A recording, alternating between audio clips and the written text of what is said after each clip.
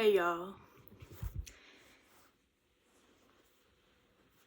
I heard hay is for horses, so my people going to Anchorage. I'm gonna see if they could find me a new plush, cause my Pikachu getting flat. See if they could find me a horse for my hay. I'm gonna call him DJ.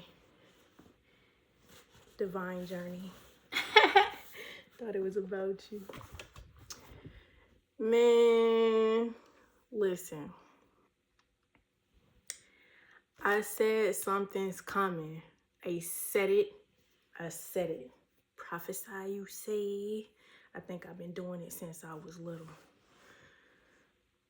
So, I'm doing my hair. I'm in the middle of it. I'm almost done. Tomorrow school is back. This week about to be a week. I know it is. I just don't know what it looks like. And when I say that, it's never really a week for me. They be wanting it to be a week for me, but your storms are coming, Katrina. Imagine telling Hurricane Katrina her storms are coming. Shut up. What are you talking about? I am this storm. Okay? So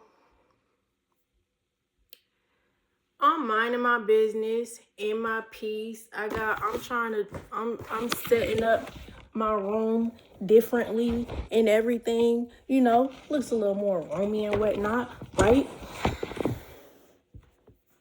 Trying to finish my hair, keep my center, because I ain't never got to find it. And then I get a phone call. Me just being me is causing a ruckus. How about that? But like this storm is going on outside and I'm in the eye minding my business. Like I said, blinders to the BS, right? I said that. So dad gonna put it in my face. Like, let me show you what be going on. They be talking about you, but don't be telling you they talking about you. Lord have mercy. I'm gonna put a pin in that because anyway.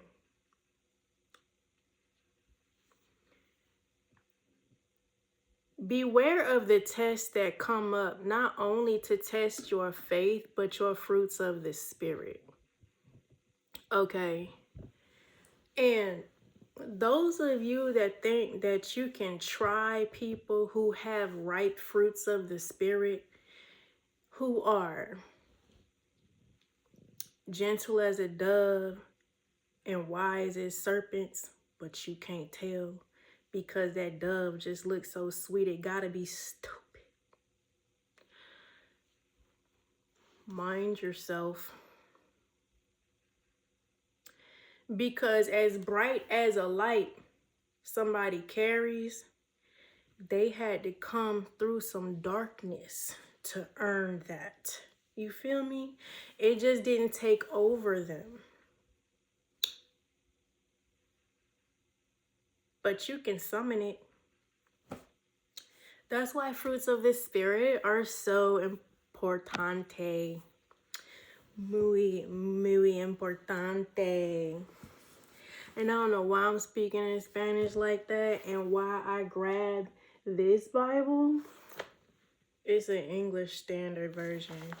But I was pacing and talking to Dad because like I feel it coming. I'm like, Dad, I just be trying to mind my business, bro. And I heard the word ground yourself. Stay grounded. Stay grounded. Which is not hard to do. The hard thing about grounding, another level of grounding, is staying grounded in not only a room, but a village, a city, a state. And having to be like the grounding rod of that area. So I had to step back and like, grown-ups are so childish, bro. That's why I ain't got no friends. Oh my goodness. But I couldn't let the news that I got rock me. You know what I mean? Like, my question is, why are you going around to everybody else asking questions, saying stuff, stirring up dust? How come you don't just hit me up? Why you don't find out how to get in touch with me and ask me the question? And because then we just squash it. Or like, I'm gonna stop. I'm gonna stop.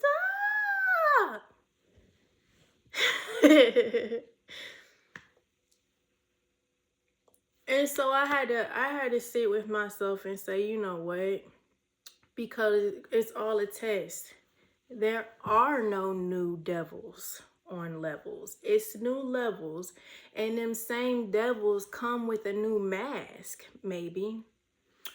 The tricks are even the same. It just might look different because it's a different kind of people you dealing with, a different area of the world you dealing with, whatever. It's all the same. Ain't nothing new under the sun. So I'm pacing back and forth, talking to Dad.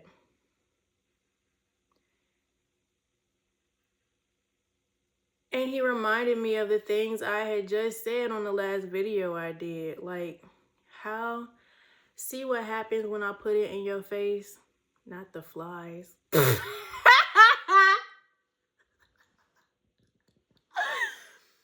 Bro.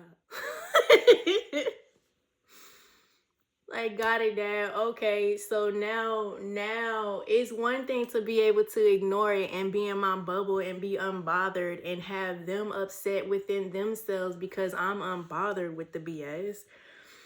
It's a whole nother thing to have the BS in your face. And this isn't new for me. I just haven't had to deal with it in a really long time in this way. In this, like, I'm on a tiny island of BS. Be mad if you want to. Oh my goodness. So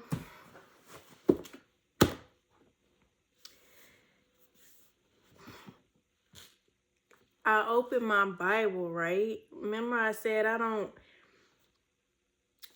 open a book to a verse or anything and it speaks to me. That's new. That's what he did for y'all with me. But today I grabbed this book. It was right next to me and I just boop opened it up and I started reading. And things started coming to me and I can't remember and put it in order and be together for y'all. So I'ma roll with it. We in 2 Kings, okay?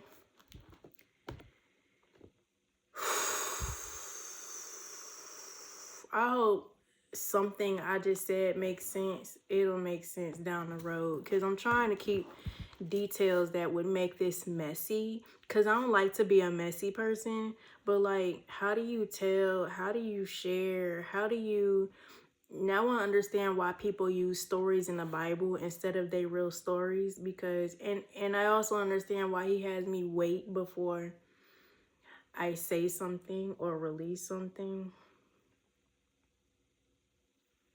I ain't trying to be messy, bro. This is crazy. 2 Kings, man. What? English Standard Version. I ain't gonna read it in Spanish. After the death of Ahab, Moab rebelled against Israel. Now, Ahaziah fell through the lattice in his upper chamber in Samaria and lay sick. So he sent messengers telling them, "Go, inquire of Beelzebub, the god of Ekron, whether I shall recover from this sickness."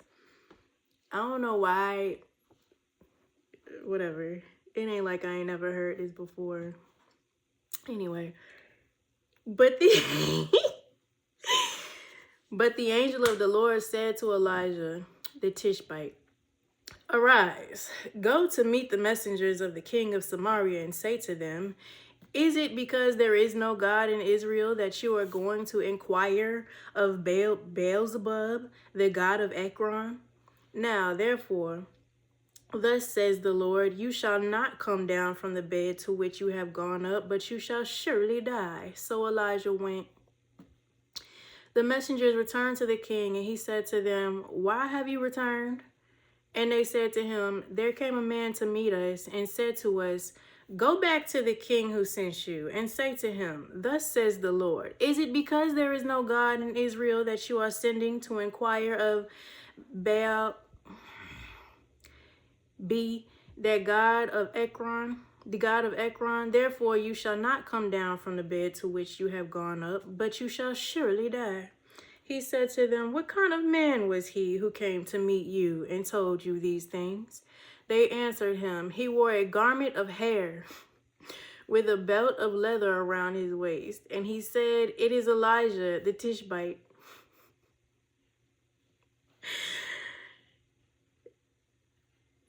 Because I be going to school wearing stuff like, I ain't wore that yet. I'm not sure how I would wear it. Maybe I could put this over it. Let me find out. That's what I'm gonna wear tomorrow. Oh, wait. Because I just brought what I brought, right? So I be looking strange working at school, but also it's cute though. Then the king sent to him a captain of 50 men with his 50. He went up to Elijah. Did I skip something? Nope. He went up to Elijah, who was sitting on the top of the hill, and said to him, O man of God, the king says, come down. But Elijah answered to the captain of 50, if I am a man of God, let fire come down from heaven and consume you and your 50. The fire came down from heaven and consumed him and his 50. So when I was pacing, I allowed my inner child, my darker self, to I don't talk smack like people talk smack. Like my smack be truth. Like come on in. Why not? Why aren't you saying nothing to me? Send them. And be scared of who? Y'all childish, bro.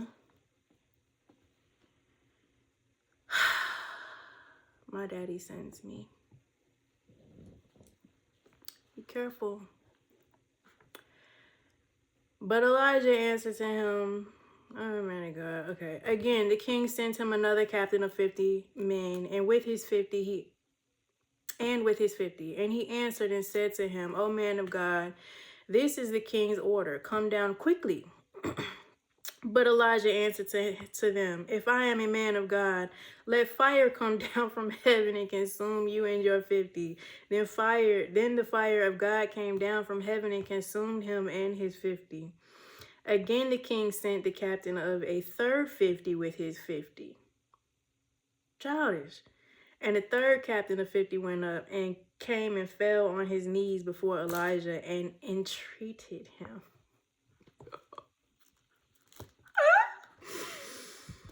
That word. Oh, man of God, please let my life and the life of these 50 servants of yours be precious in your sight. Behold, fire came down from heaven and consumed the two former captains of 50 and with their 50 men with their 50s. But now let my life be precious in your sight. Then the angel of the Lord said to Elijah, go down with him. Do not be afraid of him. See, so he arose and went down with him to the king and said to him, thus says the Lord, because you have sent messengers to inquire of Baal, the God of Ekron, is it because there is no God in Israel to inquire of his word? Therefore you shall not come down from your bed to which you have gone up, but you shall surely die. So he died according to the word of the Lord that Elijah has spoken. Jehoram became king in his place in the second year of Jehoram, the son of Jehoshaphat, king of Judah, because Ahaziah had no son. Now the rest of the acts of Ahaziah that he did, are they not written in the book of Chronicles? Now the rest of the acts of Ahaziah that he did, are they not written in the book of Chronicles of the kings of Israel? Chapter 2. I don't know how long we're about to go. Now when the Lord was about to take Elijah up to heaven by a whirlwind, Elijah and Elisha were on their way from Gilgal.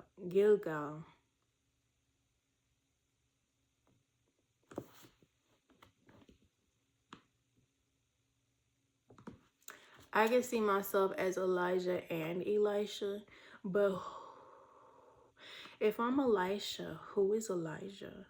Because Bueller. Keep going. And Elijah said to Elisha, "Please stay here, for the Lord has sent me as far as Bethel." But Elisha said, "As the Lord lives, and as you yourself live, I will not leave you." So they went down to Bethel. And the sons of the prophets who were in Bethel came out to Elijah and said to him, "Do you know that today the Lord will take away your master from over you?" And he, excuse me. And he said, "Yes, I know it. Keep quiet."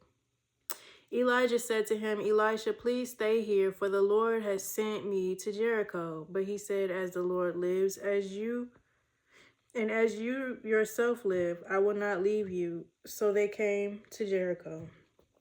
The sons of the prophets who were at Jericho drew near to Elisha and said to him, "Do you know that today the Lord will take away your master from over you?" And he answered, "Yes, I know it. Keep quiet." Then Elisha said to him, "Please stay here, for the Lord has sent me to the Jordan." But he said, "As the Lord lives, and as you yourself live, I will not leave you." So the two of them went on. 50 men of the sons of the prophets also went and stood at some distance from them, as they both were standing by the Jordan. Then Elijah took his cloak and rolled it up and struck the water, and the water was parted to the one side and to the other, till the two of them could go over on dry ground. Like Moses said. When they had crossed, Elijah said to Elisha, "Ask what I shall do for you before I am taken from you." And Elisha said, "Please let there be a double portion of your spirit on me." And he said, "You have asked a hard thing. Yet if you see me as I am being taken from you, it shall be so for you. But if you do not see me, it shall not be so." And as they still went on and talked, behold, chariots of fire and horses of fire separated the two of them, and Elijah went up by a whirlwind into heaven. No Spanish. No Espanol. And Elisha saw it, and he cried, my father, the chariots of Israel and his horsemen," and he saw him no more. Then he took hold of his own clothes and tore them in two pieces. And he took up the cloak of Elijah that had fallen from him and went back and stood on the bank of the Jordan. Then he took the cloak of Elijah that had fallen from him and struck the water, saying, "Where is the Lord, the God of Elijah?" And when he had struck the water was parted into one side and to the other, and Elisha went over. Now when the sons of the prophets who were at Jericho saw him opposite them, they said, "The spirit of Elijah rests on Elisha." And they came to meet him and bowed to the ground before him. And they said to him, "Behold now, there are your servants, 50 strong men. Please let them go and seek your master. It may be that the Spirit of the Lord has caught him up and cast him upon some mountain or into some valley." And he said, "You shall not send." But when they urged him till he was ashamed, he said, "Send." They sent therefore 50 men, and for 3 days they sought him, but did not find him. And they came back to him while he was staying at Jericho and said to them, "Did I not say to you, do not go?" Now the men of the city said to Elisha, "Behold, the situation of the city is pleasant, as my Lord sees, but the water is bad, and the land is unfruitful." He said, "Bring me a new bowl," and he put salt in it, so they brought it to him. Then he went to the spring of water and threw salt in it and said, "Thus says the Lord, I have healed this water. From now on, neither death nor miscarriage shall come from it." So the water has been healed to this day, according to the word of that Elisha spoke. He went up from there to Bethel, and while he was going up on the way, some small boys came out of the city and jeered at him, saying, "Go up, you bald head. Go up, you bald head."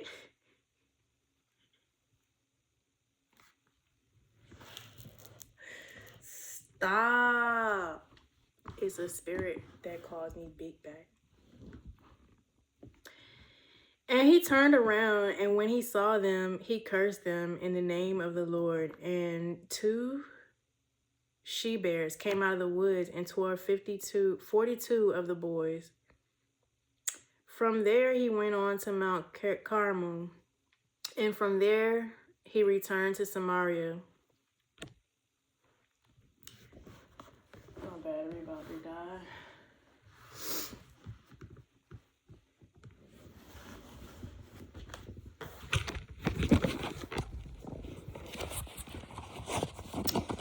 Y'all don't judge my setup. I'm just trying to live.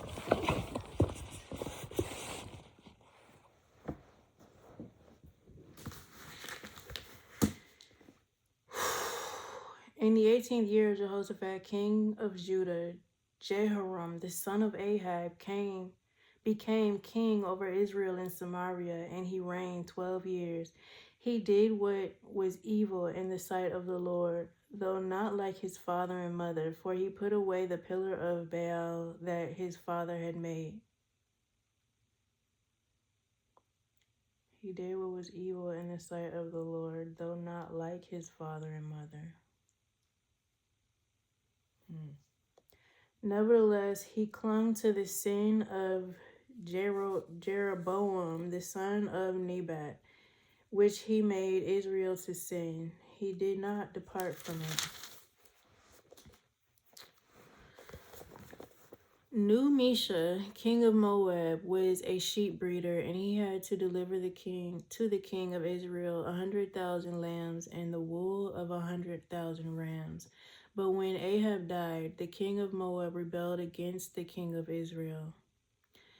So King Jehoram marched out of Samaria at that time and mustered all Israel. And he went and sent the word to Jehoshaphat, king of Judah, "The king of Moab has rebelled against me. Will you go with me to battle against Moab?" And he said, "I will go.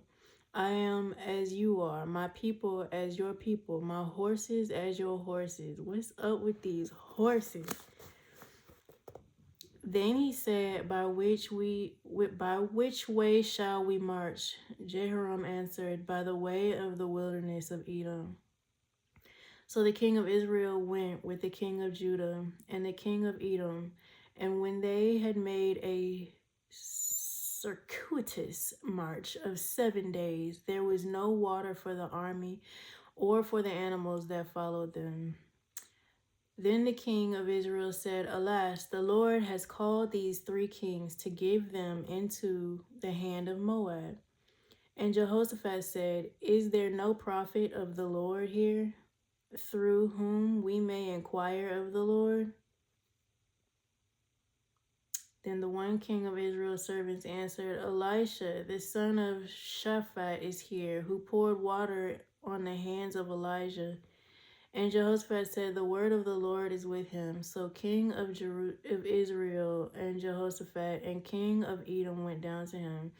And Elijah said to the king of Israel, "What have I to do with you? Go to the prophets of your father and to the prophets of your mother." But the king of Israel said to him, "No, it is the Lord who has called these 3 kings to give them into the hand of Moab."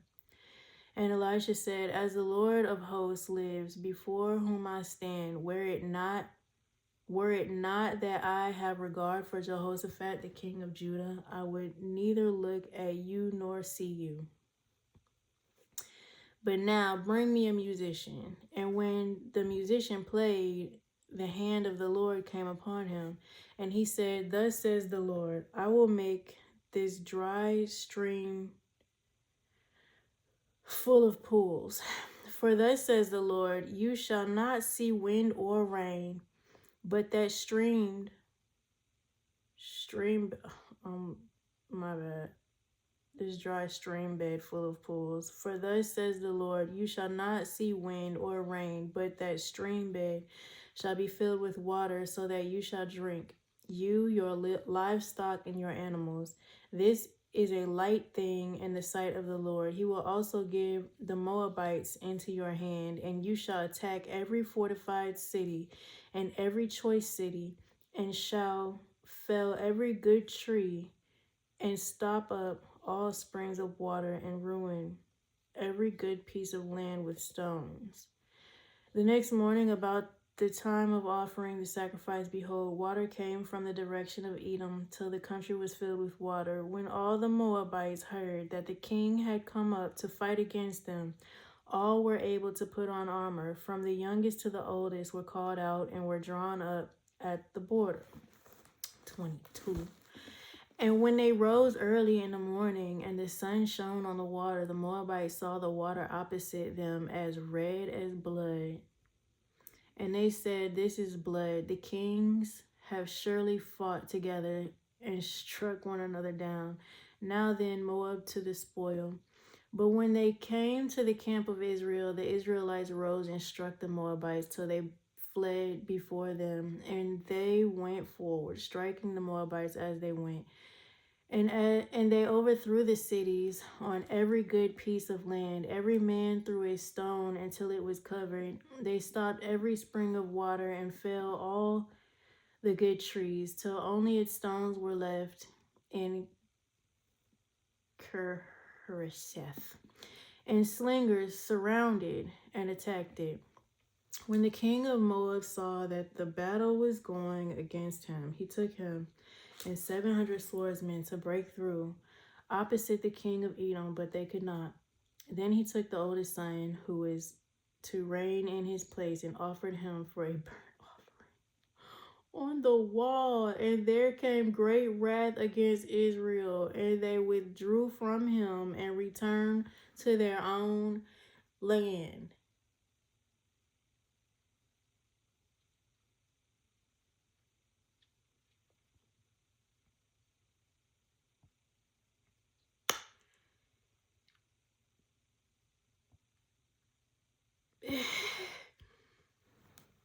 I'm processing.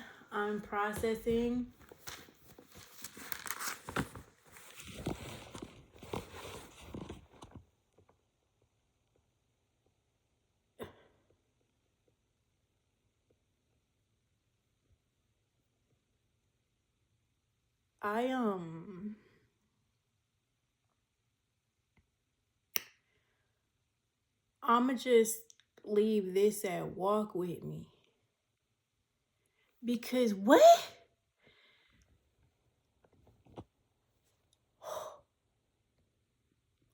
I don't even know what that would look like in this situation. But Dad be saying what Dad has said. When I read Psalm 18, that was so real for me in this present time. Something is coming.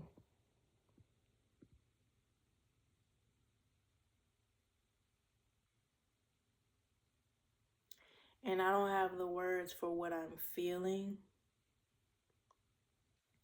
which is why I'm going to leave this right here, because I don't know what kind of setup this is that Dad is doing, but I'm loving it.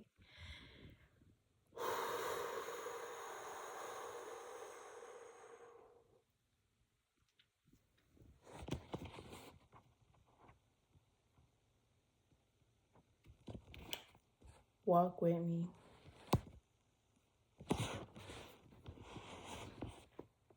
Period.